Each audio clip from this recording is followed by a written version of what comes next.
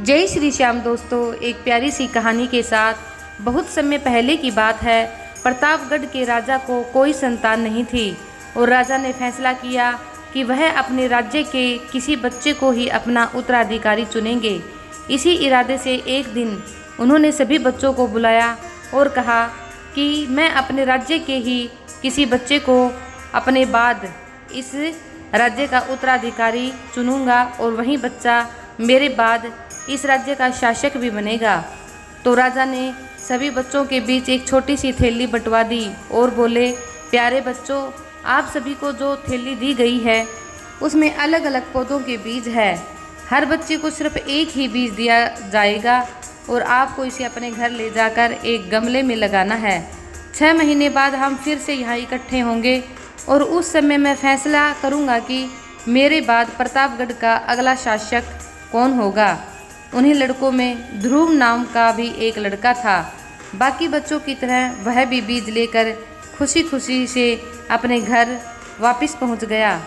माँ की मदद से उसने एक गमला चुना और उसमें वह बीज लगा दिया और अच्छे से उसकी देखभाल करता रहा। दिन बीतने लगे। हर हफ्ते 2 हफ्ते बाद भी ध्रुव के गमले में पौधों का कोई नामो निशान नहीं था। वहीं अब आसपास के कुछ बच्चों के गमले में उपज दिखने लगी थी, यानी कि उन्होंने जो बीज लगाया था उस गमले में सभी बच्चों के बीज उग गए थे। ध्रुव ने सोचा कि हो सकता है उसका बीज कुछ अलग हो और कुछ दिनों बाद उसमें से कुछ निकले। और ऐसा सोच कर वह पूरी लगन से गमले की देखभाल करता रहा। परंतु 3 महीने बीत जाने पर भी उसका गमला खाली ही था। वहीं दूसरी ओर बाकी बच्चों के गमलों में अच्छे खासे पौधे उग गए थे। कुछ में तो फल फूल भी दिखाई देने लगे थे। ध्रुव का खाली गमला देख सभी बच्चे उसका मजाक बनाते और उस पर हंसते। यहाँ तक कि कुछ बड़े बुजुर्ग भी उसे बेकार में ही मेहनत करने के लिए मना करते और कहते, बेटा तुम्हारा बीज नहीं उगेगा, तुम रहने दो, क्यों इसमें रोज़ाना पानी डालते हो और इतनी मेहनत करते हो। लेकिन ध्रुव के तो पता नहीं क्या हो गया, वह डेली उसमें सिंचाई भी करता, खुदाई भी करता और निराई भी करता, लेकिन उसमें फिर भी कुछ भी नहीं उगा। इसके बावजूद ध्रुव ने कोई हार नहीं मानी और वह लगातार गमले की देखभाल करता रहा। देखते ही देखते 6 महीने भी बीत गए और राजा के सामने अपना गमला ले जाने का दिन भी आ गया। ध्रुव बहुत ही चिंतित था क्योंकि अभी भी उसके गमले में कुछ भी नहीं निकला था और वह मन ही मन सोचने लगा कि अगर मैं ऐसे ही राजा के सामने चला गया तो सब लोग मुझ पर कितना हंसेंगे और कहीं राजा भी मुझसे नाराज़ हो गए तो और उसकी सज़ा दे दी तो किसी को यकीन ही नहीं होगा कि मैं बीज में रोज़ पानी डालता था। सब मुझे कितना आलसी समझेंगे। माँ ध्रुव की परेशानी समझ रही थी।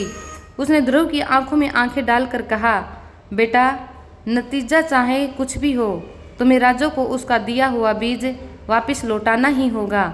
और जो तुमने मेहनत करी है उसे किसी ने नहीं देखा, परंतु भगवान ने तो तुम्हारी मेहनत को देखा है, प्रकृति ने तुम्हारी मेहनत को देखा है।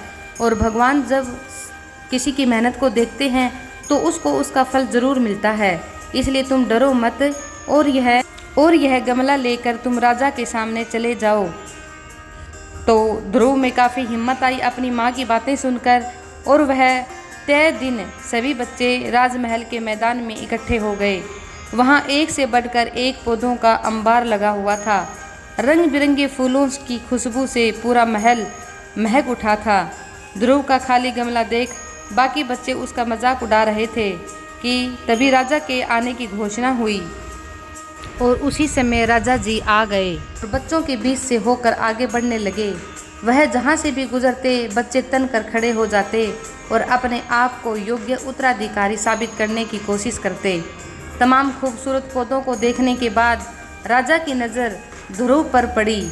क्या हुआ, तुम्हारा गमला खाली क्यों है? राजा ने ध्रुव से पूछा।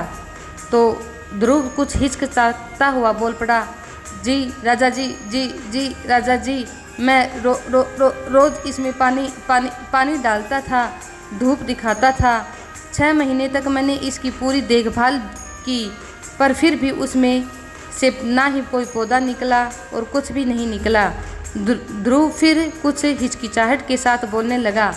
राजा बाकी गमलों को देखने के लिए आगे बढ़ गया और जब सभी गमले देखने के बाद उसने बच्चों को संबोधित किया और कहा कि प्यारे बच्चों, आप लोगों ने खुद को साबित करने के लिए कड़ी से कड़ी मेहनत की। ज़्यादातर लोग किसी भी कीमत पर राजा बनना चाहते थे, लेकिन एक लड़का है जो यहाँ खाली हाथ ही चला आया। ध्रुव, तुम यहाँ आओ मेरे बच्चे, मेरे पास आओ।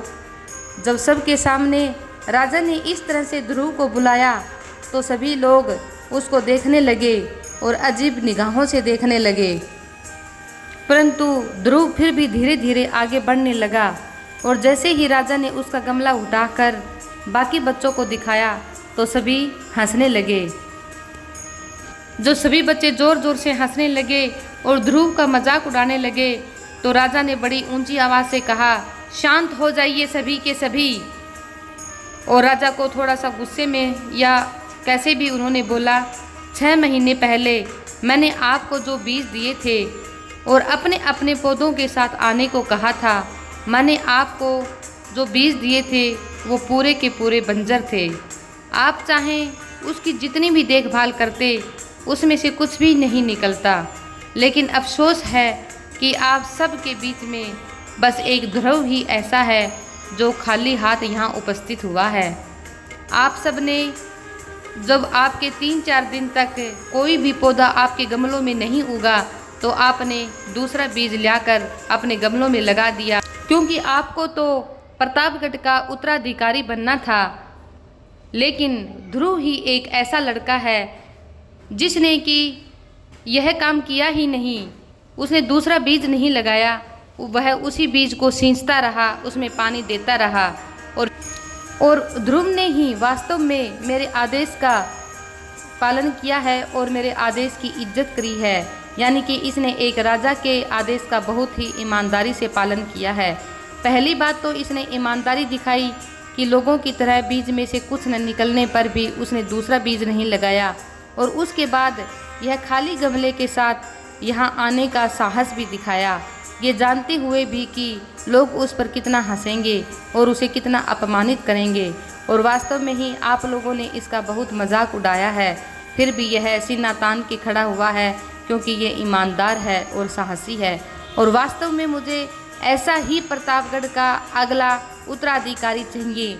और इसी के साथ राजा ने उस ध्रुव ईमानदार और साहसी बच्चे को प्रतापगढ़ का शासक बना दिया और सभी लोग मिलकर उसका खुशी से स्वागत करने लग जाते हैं। तो दोस्तों, इस संसार में ना कभी धोखे छुपते हैं, ना कभी ईमानदारी छुपती है, ना कभी सच्चाई छुपती है, वो किसी न किसी रूप में बाहर ज़रूर आती है।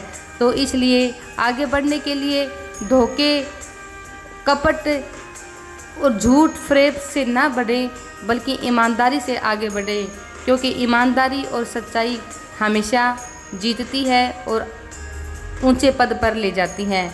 तो दोस्तों, कहानी पसंद आई हो तो लाइक, शेयर और सब्सक्राइब ज़रूर करें। जय हिंद, जय भारत।